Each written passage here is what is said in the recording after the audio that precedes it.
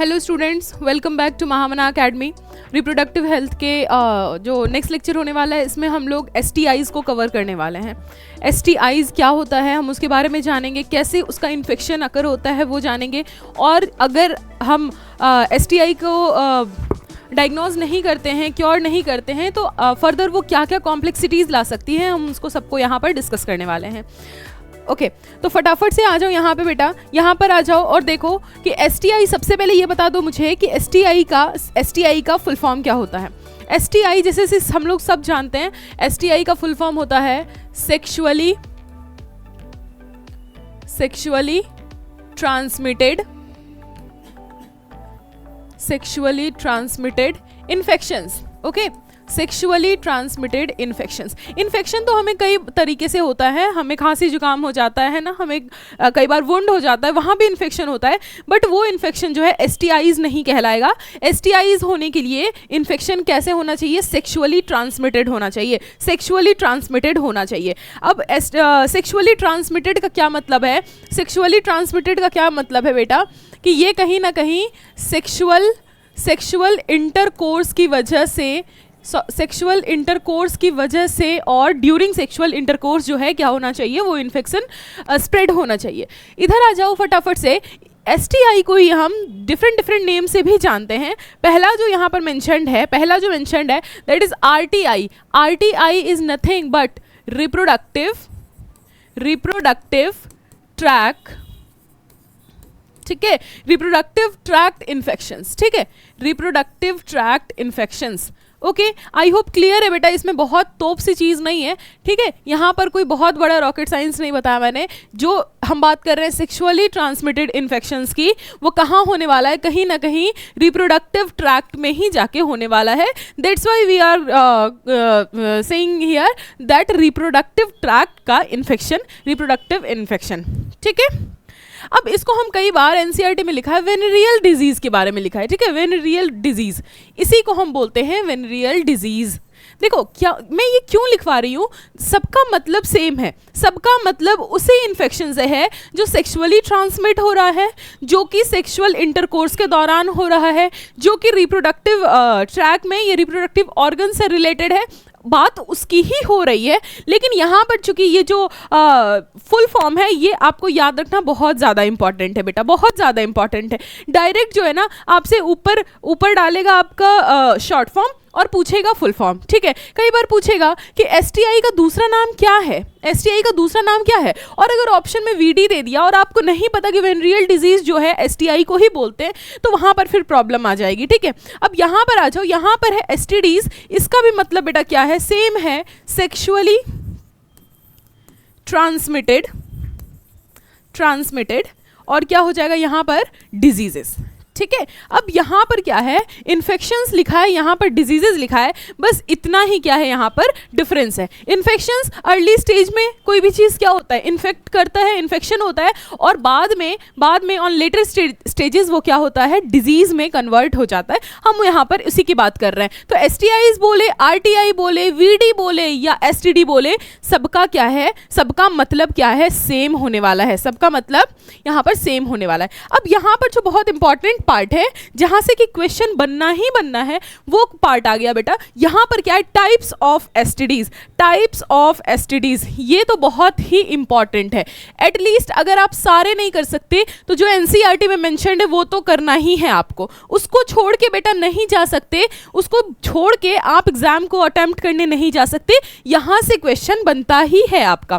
तो यहां पर आ जाओ फटाफट से। STDs की जब हम बात करते हैं तो यहाँ पर जो है क्या है? कुछ बैक्टीरियल है, कुछ वायरल है, कुछ बैक्टीरियल है, कुछ वायरल है, और कुछ जो है क्या है? प्रोटोजोअन से फैलने वाला इन्फेक्शंस है, ठीक है। तो सबसे पहले आ जाओ बैक्टीरियल के बारे में। बैक्टीरिया से फैलने वाला कौन कौन सा है, इसको मैं यहाँ मेंशन कर रही हूँ, ठीक है। सबसे फर्स्ट लिख लो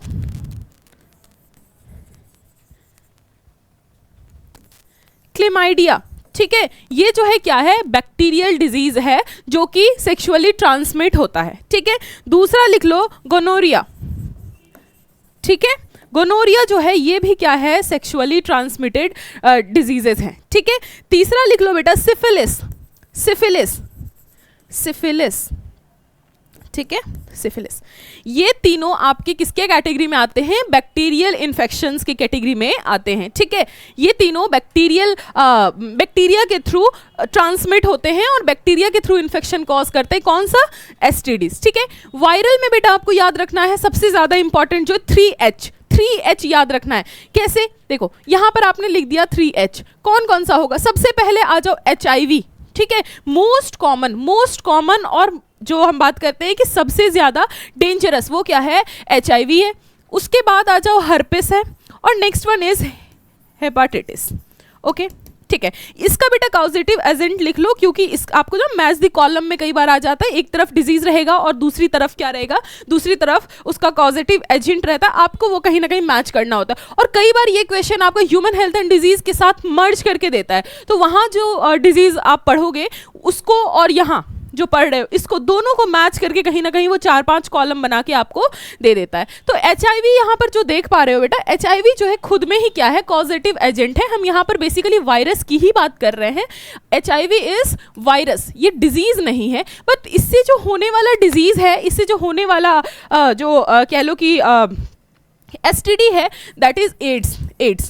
ठीक है, एड्स का फुल फॉर्म पता है आपको? एड्स का फुल फॉर्म पता है बेटा?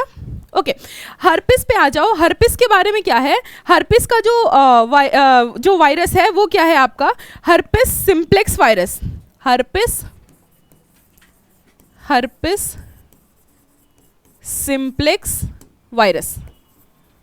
ठीक है, हर्पिस सिम्प्लेक्स वायरस। और जो ये हेपाटाइटिस है, this is a form of B hepatitis. Hepatitis B जो है इसका बेटा सिंपल है हेपाटाइटिस बी वायरस। ठीक है, यहां पर बेटा लिख दिया है कि क्या है? वायरल इन्फेक्शंस या वायरल एसटीडीज जो है उसमें एड्स है, जो कि कौन फैला रहा है? HIV। नेक्स्ट हर्पिस है जो कि डिजीज है, वो कौन फैला रहा है? Herpes simplex virus. और जो यहाँ पर हेपाटाइटिस बी है, that is transmitted by hepatitis B virus. ठीक है, इस तीनों के बारे में जो बहुत ही खास बात है वो ये है बेटा कि ये जो तीनों डिजीज है ये क्या है आपका? इनक्योरेबल है। मतलब एक बार अगर आप इससे इन्फेक्ट हो गए तो इसका क्या है? कोई इलाज नहीं है। ठीक है, कोई इलाज नहीं है इन तीनों का। ठीक है, इनका इलाज हो सकता है if it is detected in early stage. अगर अर्ली स्टेज में इनका डिटेक्शन हो जाए तो जो बैक्टीरियल एसटीडीज है या जो प्रोटोजोअन एसटीडीज है उसका क्योर है। बट जब हम वायरल की बात करते हैं तो वायरल जितने भी हैं, खास करके ये तीनों जो HIV है, एड्स है, हर्पिस है और हेपाटाइटिस बी है, ये तीनों क्या है? इनक्योरेबल है। इसके अलावा एक और लिख लो बेटा, इंपॉर्टेंट है। वो क्या है? वो है आपका वायरल ही है इन्फेक्शन, वो जेनाइटल वॉर्ट्स। ठीक है, जेनाइटल वॉर्ट्स जो है वो कौन स्प्रेड करता है? HPV का क्या है फुल फॉर्म? HPV का फुल फॉर्म क्या है? ह्यूमन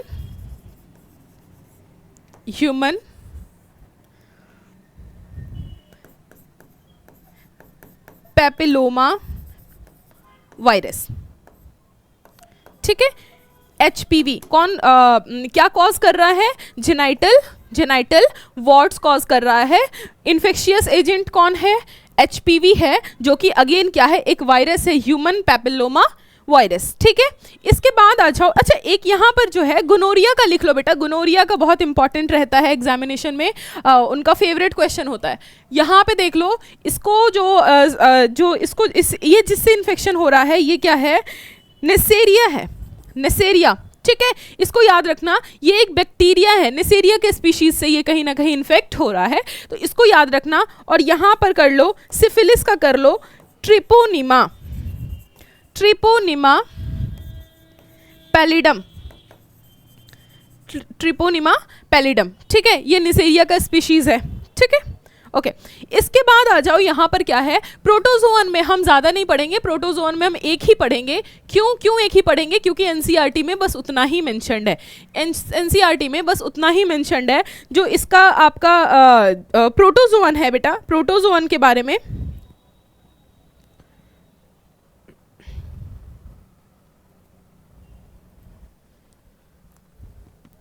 ओके यहाँ पर देखो, यहाँ पर क्या है, जो जेनाइटल वॉर्ड्स है ये डेंजरस हो जाता है किस केस में, ये किस केस में डेंजरस हो जाता है बेटा, यहाँ पर ये कॉज करता है, ये कॉज करता है सर्वाइकल कैंसर, सर्वाइकल कैंसर। अब बताओ ये जो है डिजीज हार्मफुल है या नहीं, ये बहुत ही फेटल डिजीज है या नहीं। क्या कर रहा है जेनाइटल वॉर्ड्स, क्या कॉज कर रहा है, cervical cancer in female, cervical cancer in female. यहाँ पर जो है एचपीवी सर्वाइकल कैंसर कॉज कर रहा है। आई होप बेटा ये वाला जो स्लाइड है आप सबको क्लियर होगा, ठीक है। Let's move ahead. सिम्टम्स देख लो क्या क्या हो सकते हैं एसटीडीज के। सिम्टम्स देखो, आपको ना बहुत ही कह लो कि बहुत ही ज़्यादा इलाबोरेट करके नहीं पढ़ना कि हाँ सिफिलिस का क्या सिम्टम है, हाँ एड्स का क्या सिम्टम है, या फिर इस तरीके से आपको चीज़ों को इंडिविजुअली नहीं पढ़ना, आपको एक जनरलाइज्ड वे में पढ़ना है कि क्या जो है सिम्टम्स हो सकता है एसटीआई का। तो यहाँ पर जो मेंशन्ड है बेटा, ये क्या है आपका अर्ली सिम्टम्स है, ये क्या है अर्ली सिम्टम्स है, यहाँ पर लिख लो अर्ली सिम्टम्स ऑफ एसटीआईज। ये क्या है अर्ली सिम्टम्स ऑफ एसटीआईज है, मतलब अगर इन्फेक्शन, अगर ये सारे सिम्टम्स दिख रहे हैं, ये सारे सिम्टम्स महसूस हो रहे हैं, मतलब कहीं ना कहीं हो सकता है कि चांसेस क्या है, एसटीआई का चांसेस हो सकता है, एसटीआई का चांसेस हो सकता है, ठीक है। तो यहाँ पर जो सबसे पहला मेंशन है दैट इज इचिंग। इचिंग बेटा, इचिंग इन जेनाइटल एरिया। अगर जेनाइटल एरिया में या पैल्विक रीजन में इचिंग बहुत ज़्यादा प्रोमिनेंटली हो रहा है तो आपको चांसेस है कि एसटीआई हो सकता है, एसटीआई हो सकता है। Next one is swelling. Pelvic region में या जेनाइटल्स में किसी भी तरीके का swelling may lead to STI, may lead to STI. Next one is pelvic inflammation, ठीक है। अगर वहाँ पे स्वेलिंग दिख रही है, अगर वहाँ पे आपको किसी भी तरीके का रेडनेस दिख रहा है तो again it may leads to STI. Next one is pain. कई बार पेल्विक रीजन में जेनाइटल्स में क्या फील होता है, पेन फील होता है, again it is the early symptom of STI may B.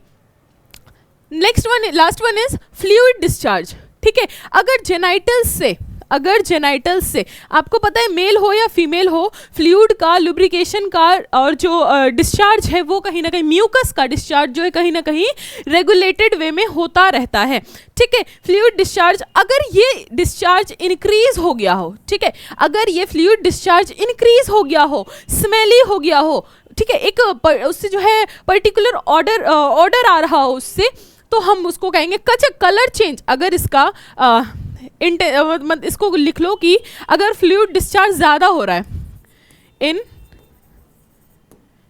ठीक है, फ्लूइड डिस्चार्ज का रेट क्या है, हाई रेट पर हो रहा है, ठीक है।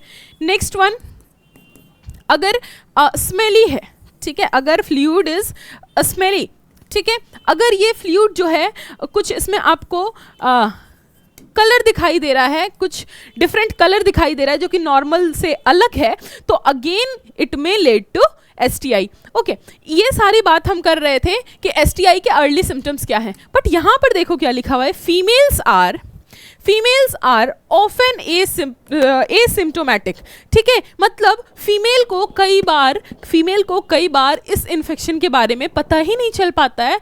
क्यों नहीं पता चल पाता है, बिकॉज दे रिमेन एसिम्टोमेटिक, मतलब उनमें ये सारे सिम्टम्स दिखते ही नहीं है, ठीक है। अब देखो बेटा क्या है, एसटीआई का एकदम अर्ली स्टेज की हम बात कर रहे हैं, अर्ली स्टेज है एसटीआई का, लेकिन वहाँ पर क्या है, कोई भी सिम्टम्स शो ही नहीं कर रही अगर फीमेल, तो उसका डायग्नोसिस कैसे कर सकते हैं हम, ठीक है। और पता कब चलेगा, जब वो इन्फेक्शन डिजीज बन जाएगा, बहुत बड़ा जो है एकदम बीमारी हो जाएगा, फिर वहाँ पर जाकर कुछ सिम्टम्स आने शुरू होंगे। तो कई बार हम क्या बोलते हैं कि जो आरटीआईज हैं, जो एसटीडीज हैं, वो क्या हैं, इनक्योरेबल हैं। वो क्या हो जाते हैं, इनक्योरेबल हो जाते हैं, ठीक है।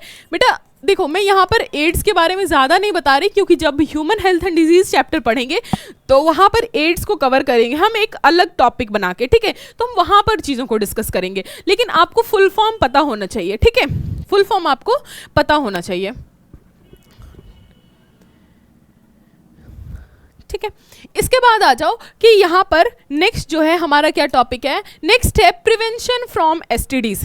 अच्छा, इससे पहले एक यहाँ पर आप कर लो बेटा कि अगर लेट मतलब ये तो हो गए early symptoms, but what about कि बाद के सिम्टम्स क्या हैं, मतलब कि अगर हम बात करें कि एसटीआई बाद में डिटेक्ट हुआ या लॉन्गर प्रोलॉन्ग्ड एसटीआई, अगर इन्फेक्शन जो है प्रोलॉन्ग्ड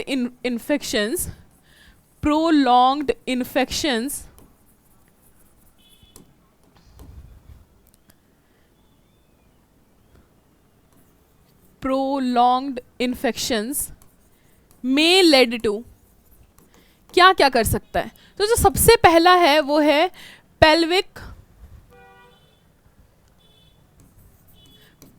पेल्विक इन्फ्लामेशन कराएगा, वो तो ठीक है, पेल्विक इन्फ्लामेशन डिजीज, ठीक है, ये कराएगा। दूसरा क्या कराएगा, स्टिल बर्थ्स। इसके बाद क्या कराएगा, इसके बाद कराएगा एक्टोपिक प्रेगनेंसीज, ठीक है, एक्टोपिक प्रेगनेंसीज कराएगा, अबॉर्शन कराएगा, अबॉर्शंस कराएगा, ठीक है। इसके बाद कई केस में स्टेरिलिटी भी ला देगा। तो इस तरीके के हैं, इस तरीके के कुछ सिम्टम्स हैं जो कि अगर इन्फेक्शन कई सालों से है, ठीक है, बहुत ही टाइम से है, लंबे समय से इन्फेक्शन से रूबरू हो चुका है कोई इंडिविजुअल और वो उसका डायग्नोसिस नहीं हुआ, उसकी मेडिकेशन नहीं हुई, तो it will lead to pelvic inflammation तो होगा ही, बहुत ज़्यादा पेन होगा, ठीक है, बहुत ज़्यादा पेन होगा, बहुत ज़्यादा इचिंग होगा। ये जो अर्ली सिम्टम्स है वो तो भाई वो कई फोल्ड्स बढ़ जाएंगे, बट इसके साथ साथ स्टिल बर्थ्स आएगा। स्टिल बर्थ्स मतलब देखो नाम में ही है, स्टिल मतलब कोई भी चीज बिल्कुल स्थिर, क्या है स्टिल का मतलब, क्या होता है बेटा, स्टिल का मतलब क्या लिख सकते हो तुम, स्थिर। और बर्थ की हम बात कर रहे हैं, तो बर्थ की बात कर रहे हैं तो स्थिर मतलब कि कोई चीज क्या है, बिल्कुल शांत है, मतलब डेड है, मतलब कि जो इंडिविजुअल है, जो चाइल्ड है, जो फीटस है, फीटस की डेथ मदर के वॉर्म के अंदर ही हो गई है। कई बार आपने सुना होगा न्यूज में कि जो बच्चा पैदा हुआ है वो क्या है, मरा हुआ है ना, बच्चा पैदा जो हुआ है वो क्या है, वो जिंदा नहीं है, वो मरा हुआ है, that is known as still births, ठीक है। तो एसटीआई का अगर केस है, एसटीडी का अगर केस है, तो वहां पर ये देखने के लिए बहुत ही इजीली मिल सकता है स्टिल बर्थ्स। उसके बाद एक्टोपिक प्रेगनेंसीज क्या होता है, प्रेगनेंसी कहाँ होनी चाहिए, प्रेगनेंसी वॉम्ब के अंदर होनी चाहिए, प्रेगनेंसी यूटरस के अंदर होनी चाहिए। जो हम इम्प्लांटेशन की बात करते हैं वो कहाँ होनी चाहिए, वो होनी चाहिए बेटा, वो होनी चाहिए यूटेराइन वॉल में इम्प्लांटेशन होना चाहिए। लेकिन अगर कोई ऐसी प्रेगनेंसीज हो, कोई ऐसा इम्प्लांटेशन हो जाए जो यूटेराइन वॉल को छोड़ के कहीं और हो जाए, लाइक सर्विक्स में हो जाए, लाइक वेजाइनल में रीजन में हो जाए, या फेलोपियन ट्यूब में, कहाँ कई बार हो सकता है कि ये अगर बना दूं मैं इस तरीके से फेलोपियन ट्यूब और ये, तो आपको पता है कि इम्प्लांटेशन कहाँ होना चाहिए, इम्प्लांटेशन तो मैम यहाँ मतलब कहीं ना कहीं इस रीजन में, यूट्राइन रीजन में होना चाहिए। बट कई बार क्या होता है सर्वाइकल रीजन में इम्प्लांट हो जाए, ठीक है, या विजाइनल रीजन में, या यहाँ पर कर दो विजाइनल रीजन में इम्प्लांट हो जाए, ठीक है, या फेलोपियन ट्यूब में जाके जो है वो जो मरुला हमिम्ब्रा की बात करते हैं वो यहाँ इम्प्लांट हो जाए, मतलब अदर देन यूटेराइन सिस्टम या अदर देन यूटरस अगर इम्प्लांटेशन हो जाता है, those pregnancies are known as ectopic pregnancies. और आप खुद सोचो जिस बेबी को ग्रो करने के लिए, डेवलप करने के लिए इतना बड़ा स्पेस चाहिए, क्या वो सर्विक्स में इम्प्लांटेशन सक्सेसफुल हो सकता है, प्रेगनेंसी सक्सेसफुल हो सकता है, नहीं।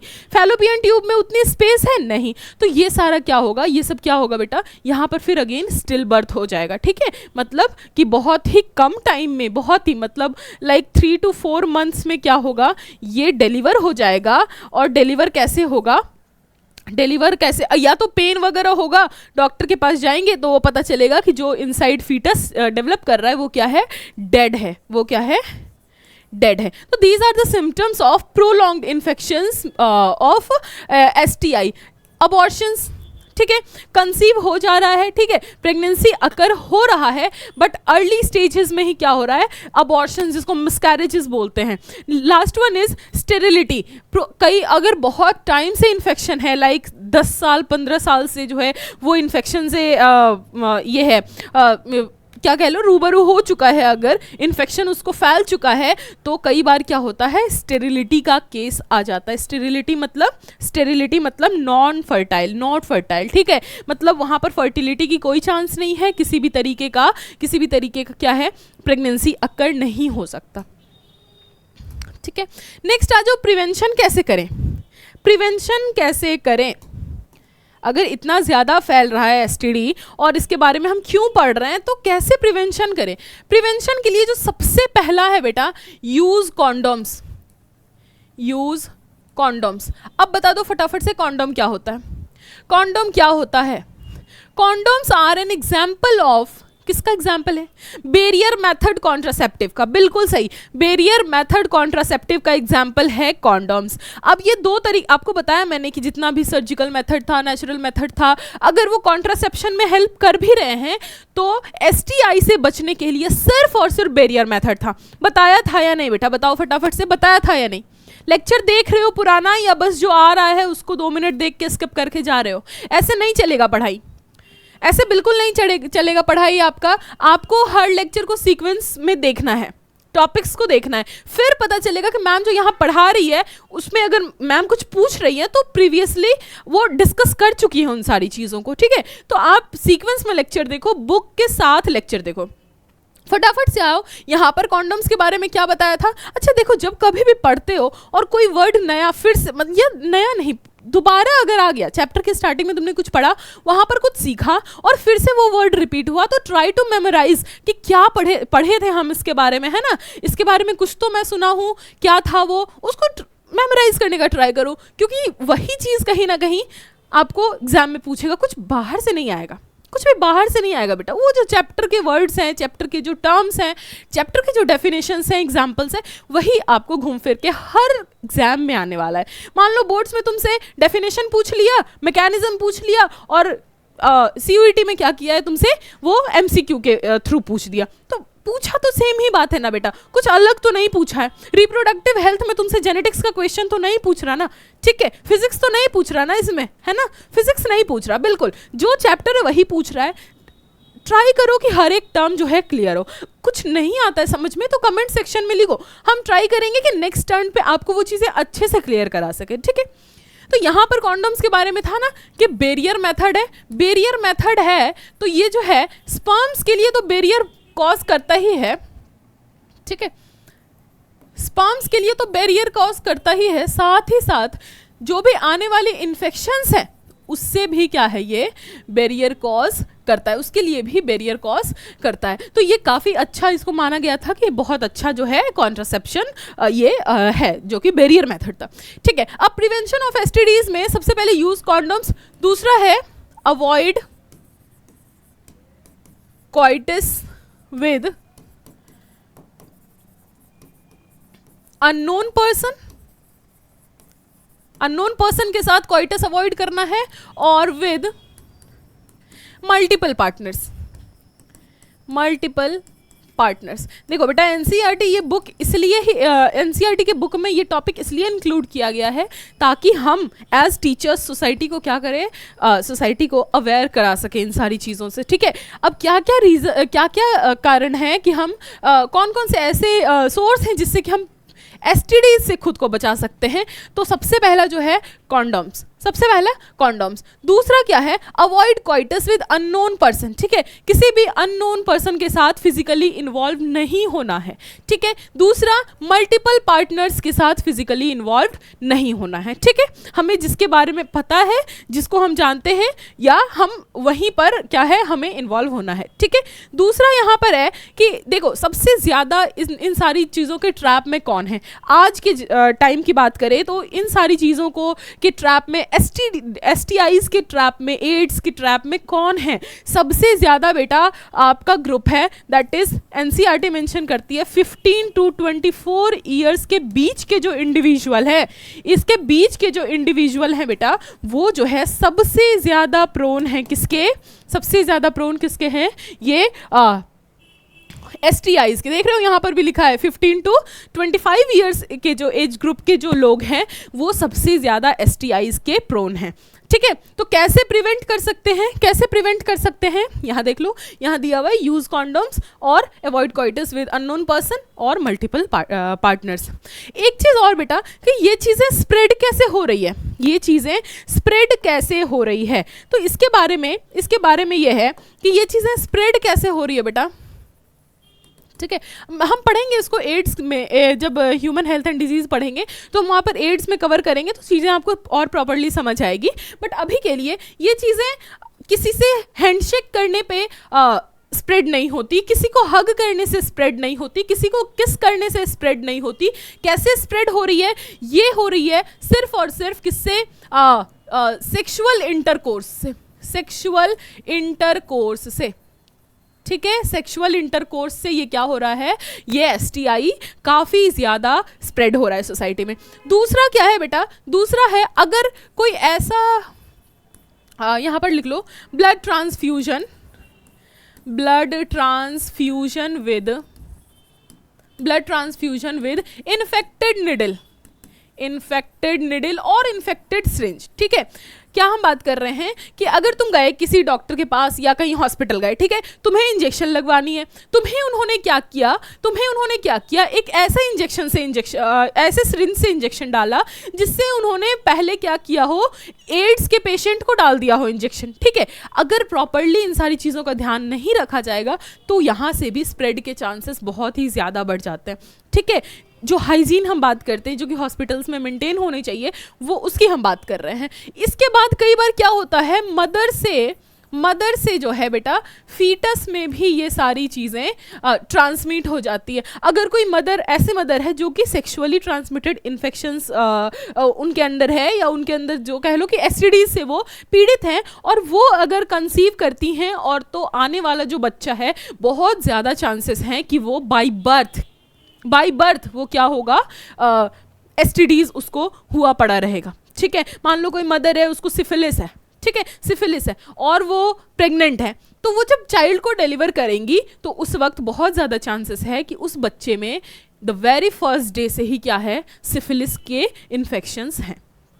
ठीक है, तो these are the reasons of spreading, these are the prevention. And यहाँ जो है आपको एक बस NCERT में एक अलग से लाइन दी हुई थी, मुझे लगा इंपॉर्टेंट है, क्योंकि इंपॉर्टेंट है बेटा, अगेन इंपॉर्टेंट है। आपको इसमें 15 to 25, 35 to 45, 15 to 35 ऐसे करके हज़ारों ऑप्शंस बन सकते हैं। यहाँ पर क्या करता है, आपको एग्जामिनर फंसा सकता है। ठीक है, और ये आया हुआ है PYQs में है, नीट के PYQs में है, CUET के PYQs में, आप जाके देखो। ठीक है, तो यहाँ पर क्या है, ये मुझे इंपॉर्टेंट लगा, और आप लोग भी याद रखना कि 15 to 24 ईयर्स एज ग्रुप वाले जो लोग हैं वो जो है STI से काफ़ी ज़्यादा प्रोन है, उनको STI बहुत ज़्यादा उनके केस में देखने मिल रहा है। ठीक है, तो यहाँ पर बेटा आपका STIs का पोर्शन होता है ख़त्म।